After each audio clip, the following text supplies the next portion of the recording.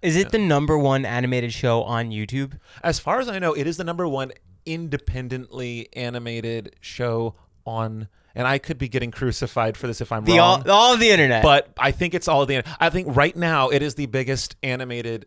I mean, let me put it this way. We go to conventions that are like gaming conventions, animation conventions, and I'm really only seeing one kind of cosplay the most. And it's mostly Helluva Boss. And it could be because the characters stand out so much and I'm trained to like spot them in a fucking crowd. I'm like, oh, there's red, black and white horns, you know. So maybe I'm just being biased because I only spot them myself.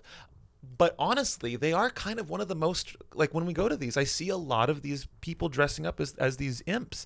And they're not demons, by the way. They are imps, which are hellborn, which I did not know this distinction before I worked on the show. I'm learning all kinds of, Viv takes biblical mythology very seriously. And so I didn't, she's very like, and I know this because I watch these reaction videos or these breakdowns of like, oh yes, this is the god that this character is supposed to be, or the demon that this character is supposed to be. I'm like, oh my gosh, I should have paid attention in church more. What are these cons like for you, who is part of one of the biggest shows and one of the biggest attractions at these cons?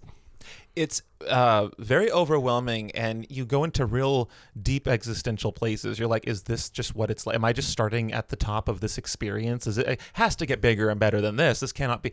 But it does feel like when you're like, our show is one of them. And I didn't walk around a lot of the con or any of the cons that we've gone to, but it seems like our show is one of the biggest in attendance, and I'm partly afraid that I'm getting all of this dopamine rush out of the way now with this show, and like everything else in my career has to live up to this, and I'm scared of that because it's like the kid who was in Power Rangers, the one he was a little kid, and it's like he was in the movie, but like I haven't seen him, and I don't know where he. I probably shouldn't say. Maybe he's very famous now, but I don't want to be like that version of what I think he is. Do you know what I'm saying? Like, I want to be able to look forward to other roles and have other things. And so there is kind of this dreadful vibe of like, is this just as, you know, because Helluva Boss really is uniquely well received.